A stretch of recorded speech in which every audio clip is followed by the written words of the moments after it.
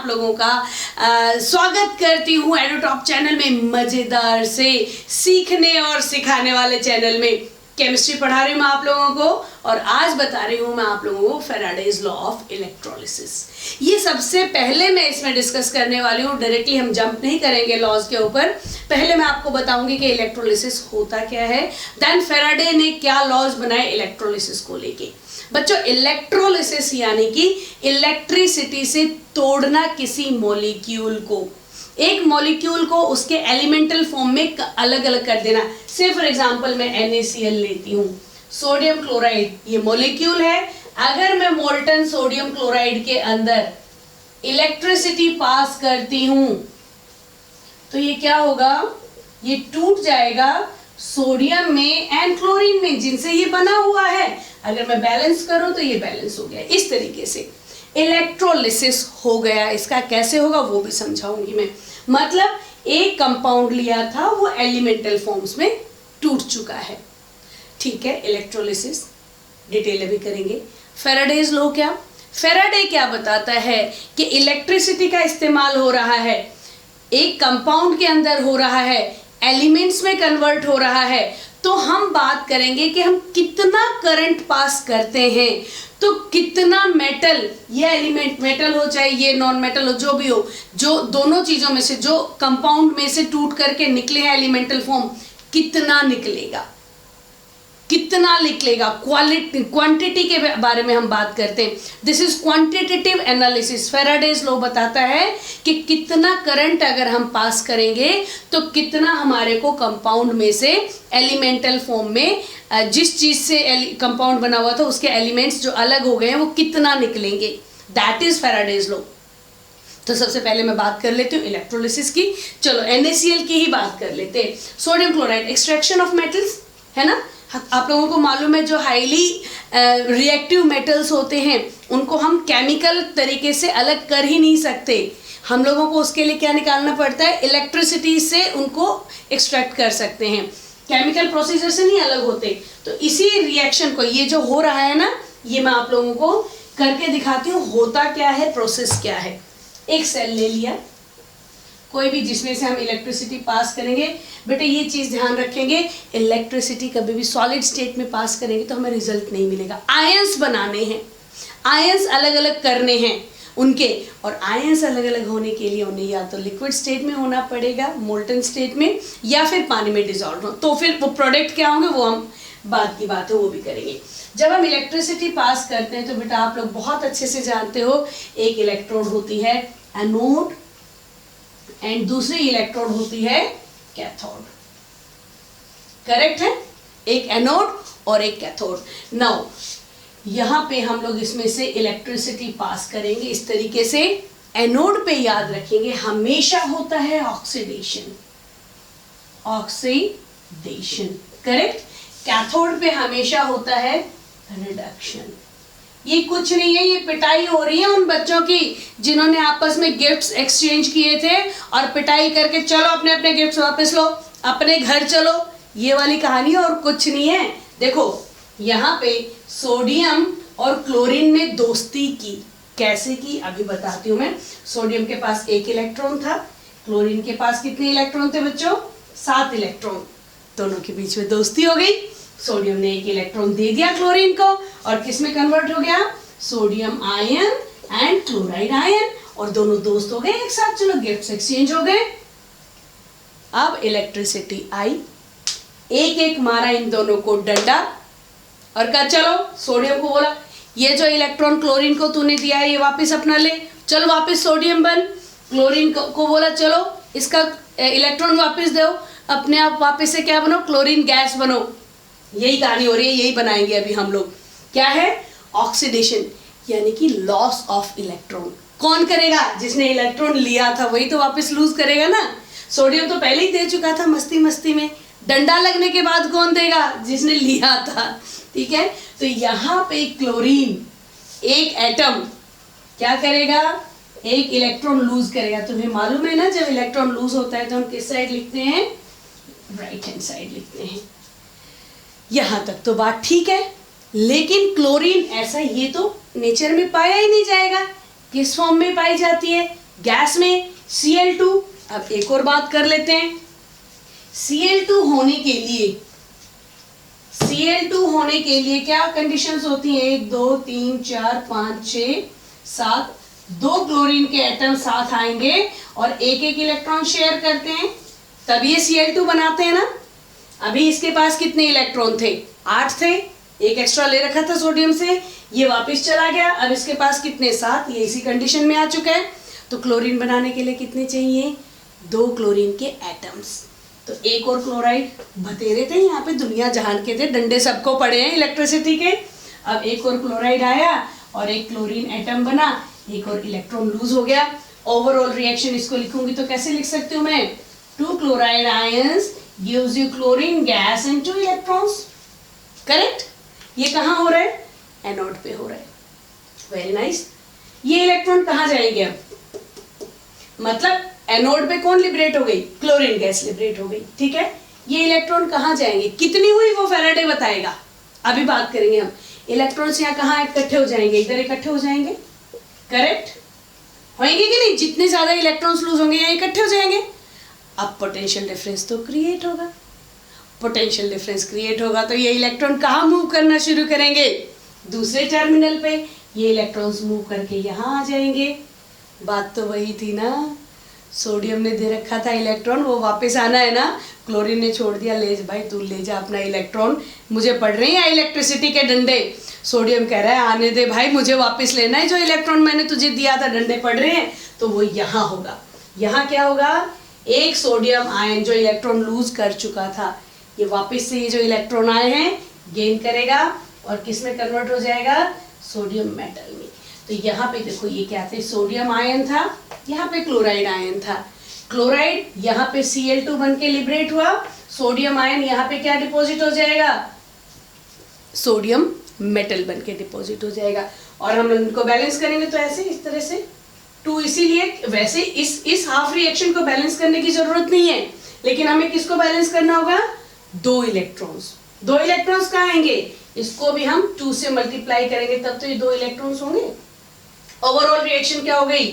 2 NaCl gives you Na plus Cl2। यही हुई ना? ये ओवरऑल रिएक्शन है। This is electrolysis. टूट गए भाई, यहाँ पे हमारे को सोडियम मेटल मिल गया, यहाँ पे हमें क्लोरीन गैस मिल गई। अब हम बात करेंगे कितनी मिली, कितनी इलेक्ट्रिसिटी, डंडे कितने पड़े। इलेक्ट्रिसिटी के डंडे जितने ज्यादा पड़ेंगे उतना ज्यादा ये डिपॉजिट होगा। डंडे कितने पड़े देखते हैं भाई। फैराडे ने इन डंडों की गिनती की कि कितने डंडे पड़े तो कितना सोडियम डिपॉजिट होगा मास में। हमने यहाँ पे क्वांटिटी कैलकुलेट करनी है, कितनी क्वांटिटी में हुए। आ जाओ भाई करते हैं। फैराडे का पहला law, first law of Faraday, first law of Faraday. इन्होंने क्या कहा? इन्होंने कहा जो मास है मेटल का डिपॉजिट होना, मेटल है चाहे वो नॉन मेटल, जो भी प्रोडक्ट हो रहा है, तो मास जो है that is given by W is directly proportional to charge. कितना चार्ज उसमें हम लोग पास कर रहे हैं। W is equal to Q, directly proportional to Q। जितना ज्यादा इलेक्ट्रिसिटी पास करेंगे, जितने ज्यादा डंडे पड़ेंगे, उतने ज्यादा डिपॉजिट होते चले जाएंगे। तो W को अगर हम लोग यहाँ पे क्या ले लें? प्रोपोर्शनैलिटी कांस्टेंट लेना पड़ेगा, and that proportionality constant is ZQ, charge. Correct? और ये जो चार्ज है इसको हम क्या बोल सकते हैं? Q is equal to IT। होगा कि नहीं होगा? Charge is equal to current into time, तो W इज इक्वल टू हम दिखा सकते हैं इसको ZIT। ये तो है फैराडे का लॉ। हम ऐसे कैलकुलेट करेंगे। Z कैसे कैलकुलेट करेंगे ये भी हम बात करेंगे, लेकिन उससे पहले एक और क्वांटिटी की मैं बात कर लेती हूँ आप लोगों के सामने। देखो W आपको मालूम है, मास, करंट आपको मालूम है, टाइम आपको मालूम है, चार्ज आपको मालूम, चाहे तो चार्ज दे रखा हो चाहे करंट और टाइम दे रखा हो। नाउ एक तो पहली बात हमें Z कैलकुलेट करना है। Z है क्या? इलेक्ट्रोकेमिकल इक्विवेलेंट है, चलो प्रोपोर्शनैलिटी कांस्टेंट है। एक यहाँ पे हम बात करेंगे एक फिजिकल क्वांटिटी की, जो होती है फेराडे। 1 फेराडे का क्या मतलब होता है? Charge on 1 mole of electrons. 1 मोल पे जितना चार्ज होगा उसे हम 1 फेराडे कहते हैं। तो this is charge on 1 mole of electrons. Very simple. 1 मोल का मतलब 6.022 इंटू 10⁻23 इलेक्ट्रॉन्स। और एक इलेक्ट्रॉन पे चार्ज कितना होता है? 1.6 इंटू 10⁻⁻19 कूलम्स। बहुत सिंपल। इसको जब हम कैलकुलेट करते हैं तो 96500 कॉन्ग्रुएंट टू 500 9649 इस तरह से 496 समथिंग इस तरह का आता है, कैलकुलेट कर लेना। तो दिस इज 1 फेराडे। 96500 कूलम, इतना लंबा ना लिख करके हम इसको क्या लिख सकते हैं? 1 फेराडे। तो बहुत सिंपल सी बात है, 1 Faraday is equal to 96500 coulomb. Now अब हम Z कैलकुलेट करते हैं भाई। फेराडे समझ आ गया क्या होता है? 1 फेराडे 96500 कूलम, यानी कि charge on 1 mole of electrons. अब हमें Z की बात करनी है। Z कैसे कैलकुलेट करेंगे? देखो, जब 1 कूलम चार्ज हम पास करेंगे और 1 ग्राम मास डिपॉजिट हो रहा हो तो वो क्या होगा? Z के बराबर होगा। 1 ग्राम नहीं, 1 कूलम अगर हम चार्ज पास करते हैं तो mass of metal deposited is equal to Z हो ही जाएगा। अगर ये 1 हो गया तो W is equal to Z हो गया है ना, सीधी सी बात, डेफिनेशन, कोई मारामारी नहीं है। Z को हम कैसे कैलकुलेट करते हैं? Z is calculated by molar mass of element. जो भी एलिमेंट हमारा डिपॉजिट हो रहा है, molar mass divided by NF। N आप जानते ही हो, नंबर ऑफ इलेक्ट्रॉन्स की बात कर रहे हैं हम यहाँ पे। N is equal to number of electrons. कब? जब 1 मोल सब्सटेंस डिपॉजिट हो रहा है तो कितने इलेक्ट्रॉन ट्रांसफर हो रहे हैं? कंफ्यूज नहीं होना, मैं बताती हूँ तुम्हारे को। से फॉर एग्जांपल सोडियम आयन है, करेक्ट? सोडियम आयन को कन्वर्ट करना है 1 इलेक्ट्रॉन दे करके, किसमें? सोडियम एटम में। कितना हो गया? 1 मोल सोडियम। 1 मोल सोडियम बनने के लिए कितने इलेक्ट्रॉन ट्रांसफर हुए बेटे? 1 मोल। तो यहाँ पे N की जगह आ जाएगा 1। फिर और समझाती हूँ। से फॉर एग्जांपल मेरे पास है मैग्नीशियम। 2 पॉजिटिव आयन है, करेक्ट? मैग्नीशियम 2 पॉजिटिव आयन है। 1 मोल मैग्नीशियम बनने के लिए कितने इलेक्ट्रॉन ट्रांसफर होंगे? 2 इलेक्ट्रॉन्स ट्रांसफर होंगे ना। 2 इलेक्ट्रॉन ट्रांसफर होंगे तो 1 मोल मैग्नीशियम डिपॉजिट होगा। एल्यूमिनियम 3 पॉजिटिव, कितने इलेक्ट्रॉन ट्रांसफर होंगे? 3 इलेक्ट्रॉन्स, 1 मोल एल्यूमिनियम डिपॉजिट होने के लिए। मतलब हम किसकी बात कर रहे हैं? कितने इलेक्ट्रॉन ट्रांसफर हो रहे हैं जब वो 1 मोल, वो पर्टिकुलर एलिमेंट डिपॉजिट हो रहे हैं। जैसे अगर मैं क्लोरीन की बात करूं, चलो आ जाओ। अगर 1 मोल क्लोरीन बन रहा है, Cl2 बन रहा है, कितने इलेक्ट्रॉन ट्रांसफर हुए थे बेटा? ध्यान दो, 2 क्लोराइड आयंस ने मिलकर के 2 क्लोरीन। अब ये लेना देना नहीं है कि आयन कितने हुए, 2 हुए, 4 हुए, 5 हुए। मकसद ये है कि 1 मोल क्लोरीन बना। क्लोरीन कितना बना? 1 मोल। 1 मोल क्लोरीन बनने के लिए कितने इलेक्ट्रॉन ट्रांसफर हुए? 2 इलेक्ट्रॉन ट्रांसफर हुए। तो Z कैसे कैलकुलेट होगा? Z कैलकुलेट होगा जितना मोलर मास है एलिमेंट का, number of electrons transfer 1 mole deposit होने के लिए, इनटू फेराडे। अगर मैं सोडियम की बात करूं तो सोडियम का Z कितना हो जाएगा बेटे?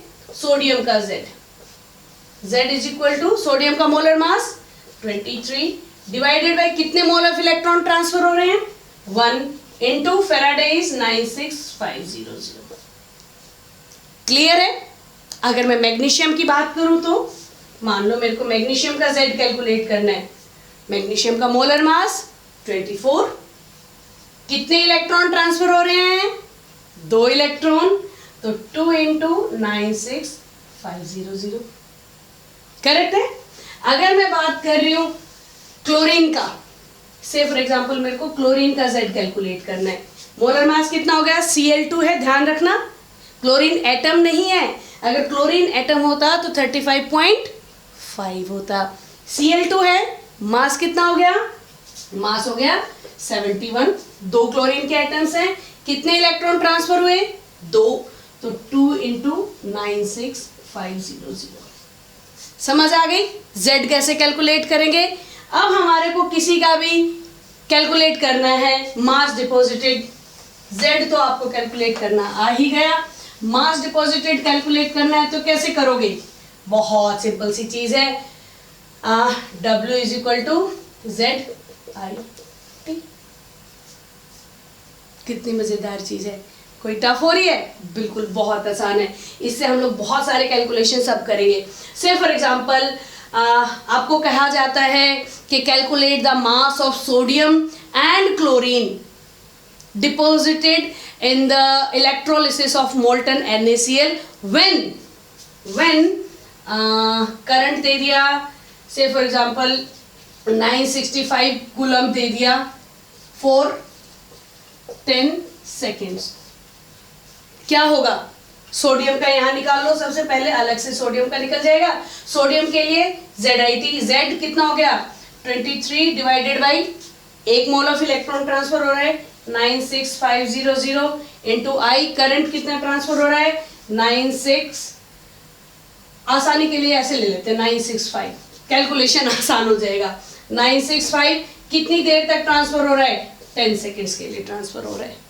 करेक्ट? इसको कैलकुलेट कर लो, यहाँ से हो जाएगा। अभी कैलकुलेट इजी हो गया है ना। 965 से यहाँ पे ये टूट जाएगा, चलो कोई बात नहीं, जितना भी मास डिपॉजिट हो रहा है आप कैलकुलेट करते रहना, दैट टू इजी। और अगर हम क्लोरीन की बात करें, इसी वाले एक्सपेरिमेंट में जब हम लोग 965 कूलम ट्रांसफर कर रहे हैं 10 सेकेंड के लिए, इजी ना। Z कितना हो जाएगा इसका? 71 into divided by 2 into 96500 into 965 into 10, आपका कैलकुलेट हो जाएगा। टाइम सेव करूँ, मैंने कैलकुलेट करी अभी। क्लियर हुआ? इस तरीके से तो हम लोग इसको मास को कैलकुलेट कर सकते हैं।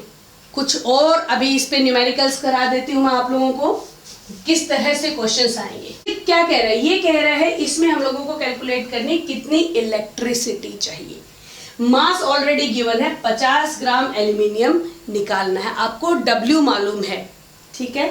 कितना चाहिए? बहुत सिंपल सा, ये बहुत इजी होता है। देखो हमारे को ऑलरेडी मालूम है Al मतलब 3 पॉजिटिव, कौन सी स्टेट में है? यहाँ पे 3 पॉजिटिव स्टेट में है ना। 1 मोल का हमें मालूम है, 1 मोल के लिए कितना चार्ज चाहिएगा? कैसे? 3 इलेक्ट्रॉन ट्रांसफर हुए तो क्या बन गया? एल्यूमिनियम, है ना। 1 मोल, दिस इज 1 मोल एल्यूमिनियम के लिए कितने इलेक्ट्रॉन्स चाहिए थे? 3 इलेक्ट्रॉन्स। कितनी इलेक्ट्रिसिटी? 3 फेराडे। 3 इंटू 96500 आपको कूलम्स चाहिए थे 1 मोल के लिए। 1 मोल मतलब 27 ग्राम, करेक्ट। एल्यूमिनियम का molar mass is 27 gram. Very nice. अब लगा दो सीधा सीधी यूनिटरी मेथड। 27 ग्राम के लिए कितनी इलेक्ट्रिसिटी चाहिए थी? 3 इंटू 96500। यूनिटरी मेथड, 1 ग्राम के लिए कितनी चाहिएगी? 1 डिवाइडेड बाई 27। अब तुम 50 ग्राम लो, 500 ग्राम लो, 25 ग्राम लो, जो मर्जी लो, कैलकुलेट करो। तो 50 ग्राम के लिए कितनी हो जाएगी? यूनिटरी मेथड, 1 मोल का सोचने की ही जरूरत नहीं है। जितने इलेक्ट्रॉन ट्रांसफर हो रहे हैं उतने फेराडे इलेक्ट्रिसिटी की जरूरत होती है। This is very very simple. आप लोगों को रिडॉक्स रिएक्शंस मालूम होने चाहिए, तोड़ना आना चाहिए, कौन सा आयन है, बैलेंसिंग होनी चाहिए। जैसे अगर मैं ऑक्सीजन की बात करूं, ठीक है, अगर मैं ऑक्सीजन, कई बार बच्चे किस में कंफ्यूज होते हैं, मुझे O2 चाहिए। O2 कैसे आएगा? O2 यहाँ पे क्या होता है? O2 नेगेटिव फॉर्म में होती है, करेक्ट। और O2 नेगेटिव फॉर्म में होगी तो कैसे होगी? यहाँ पे 2 इलेक्ट्रॉन्स क्या करेगी? ये लूज करेगी। 2 इलेक्ट्रॉन्स लूज करेगी तो एक एटम बनेगा। एटम तो होगा नहीं, ऑक्सीजन चाहिए, तो हम लोग क्या करेंगे? एक और O2 नेगेटिव क्या करेगा भला? एक और ऑक्सीजन एटम बनाएगा और 2 इलेक्ट्रॉन्स ट्रांसफर करेगा। ध्यान देना। तो यहाँ पे क्या हो गया? Overall reactions O2 2 O2 negatives ने मिलके क्या बनाया, O2 बनाया। और इलेक्ट्रॉन्स कितने ट्रांसफर हुए, 4 इलेक्ट्रॉन्स। समझ में आई बात। अब यहाँ पे ऑक्सीजन के लिए 2 फैराडे नहीं होगा, 2 फैराडे तो एक ऑक्सीजन एटम के लिए होगा। हम ऑक्सीजन मॉलिक्यूल बना रहे हैं, एक ऑक्सीजन एटम में ट्रांसफर हो रहे हैं 2 इलेक्ट्रॉन्स, तो 2 ऑक्सीजन एटम मिलकर के क्या बना रहे हैं, एक ऑक्सीजन मॉलिक्यूल। कितने ट्रांसफर हो रहे हैं, 4। फर्स्ट लॉ ऑफ फैराडे यहाँ पे कंप्लीट करने के बाद अब आती है बारी second law of Faraday. Faraday इसका सेकेंड लॉ ऑफ इलेक्ट्रोलिसिस के बारे में। मतलब हम सेकेंड लॉ कहाँ पे डील करते हैं, हम डील करते हैं जब 2 सेल्स सीरीज में जुड़े हुए हों, तब कौन सा प्रोडक्ट कहाँ पे कितना डिपॉजिट होगा। इसके लिए देखते रहिए आने वाला episode. Yes, second law, Faraday second law of electrolysis अगले एपिसोड में बताऊंगी, और प्रोडक्ट्स ऑफ इलेक्ट्रोलिसिस भी मैं उसी में कराऊंगी आप लोगों को। तब तक के लिए एडोटॉप डाउनलोड करो, रेगुलर वीडियोस के लिए, लाइव क्लासेस के लिए, असाइनमेंट्स के लिए, टेस्ट के लिए। कहने का मतलब है 70 में से 70 नंबर केमिस्ट्री, मैथ और फिजिक्स के लिए। आ जाओ एडोटॉप पे सारे